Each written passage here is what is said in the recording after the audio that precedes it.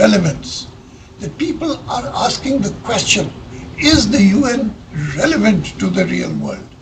And because of doubts, you find that a new institution is being established called the G20.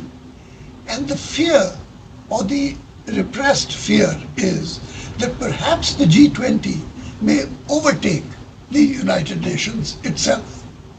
So all of this leads us to a situation of some worry, that we are not sure as to whether we are going to be able to resolve these problems as we go along.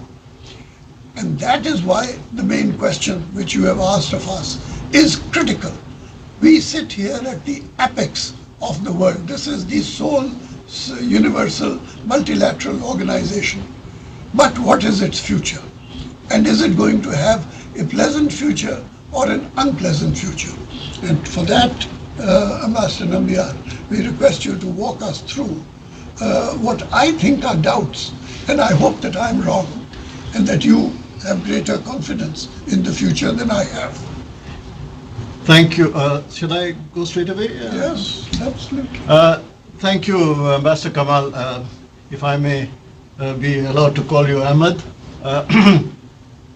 I think you've described the UN as a sumo, actually, and then progressively gone to make it some zero, as it were.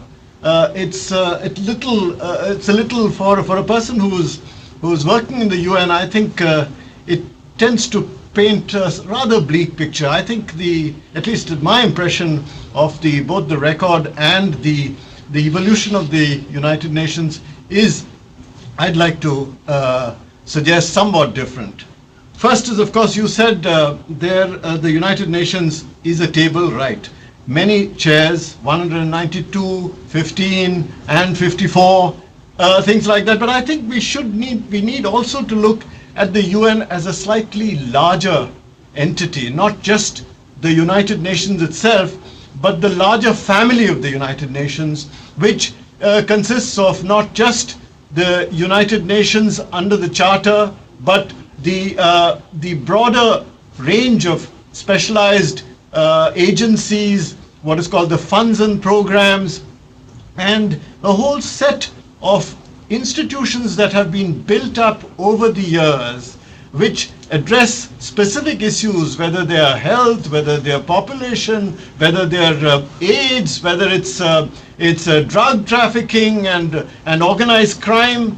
You have found over the course of the generations that the UN itself has progressively moved into a wide variety of areas. And when you speak of the UN, and when you speak particularly of the presence of the United Nations in the field, you see a whole congeries of institutions and a presence which is the political aspect, as it were, is somewhat small. So I think I would suggest that you need to look at a slightly wider picture first. The second thing is that the United Nations agreed, as has come out through the Charter, is an institution of member states. But today, again, you are looking at a slightly larger United Nations. The United Nations, I would suggest, has evolved even not away from, but beyond being an organization consisting of only member states. There is a view that there are three United Nations at least. One is the United Nations of member states. The second is the United Nations of what is called the Secretariat.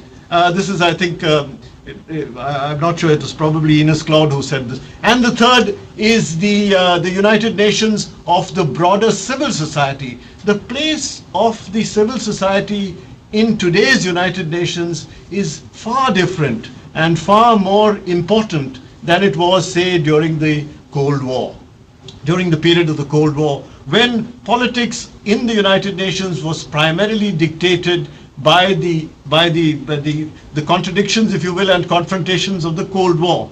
But there is another aspect, and that is the question you have said of the democracy and aristocracy debate, as it were.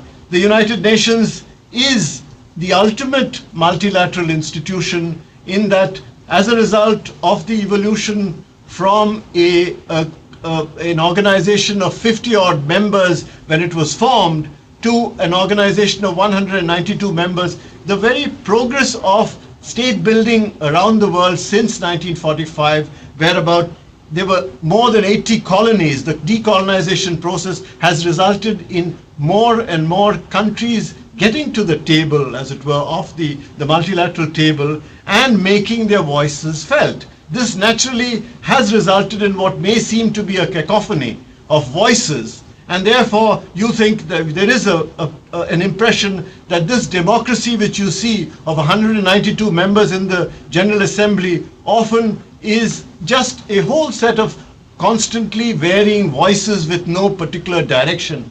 I would suggest that it has actually been moving. The very fact of the 192 members being able to make their voice felt at least once or twice a year in the United Nations General Assembly actually, in today's day and age particularly, brings the voice of the larger multitude at least to the attention of the world. And I think it is an important aspect. Inevitably, any complex organization will work on what is called the principle of the iron law of oligarchy. In any complex organization, there will be a few who will be calling the shots. And that is a natural tendency. It is true that in the United Nations that has been formalized through the concept of the permanent members of the Security Council. Yes, it is true. It was a reflection of the realities of the war, and I think perhaps the fundamental challenge today is to make the UN relevant by some kind of a reform in that particular area. But there has been reform in large number of other areas too, and that reform has been making the United Nations more and more relevant in many of the issues that the international community has been facing. Perhaps in the gut issues of political, of war and peace, there has been a predominant influence of the P5.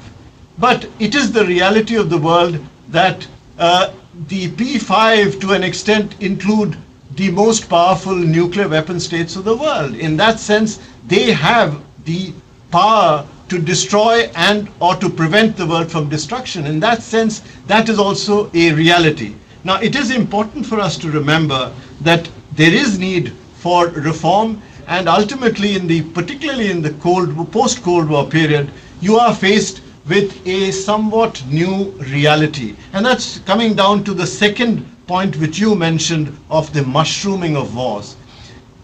In some ways, it is true that today the appearance, the Cold War has given rise to, the end of the Cold War has given rise to what may be called a phenomenon of all conflict inside states. Now, this is not to suggest that that was not there earlier, and it is also perhaps the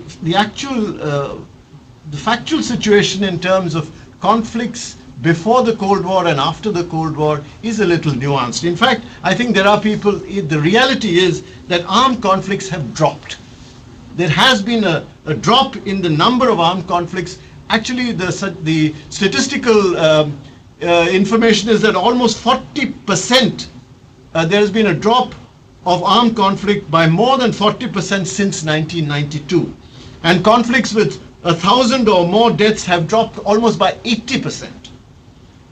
And today, for example, they say conflicts between states are only 5% of the total conflicts. 95% are conflicts within states. Now, why is it that we have this perception of the world ridden in conflict, with conflict? I think it has to do with perception.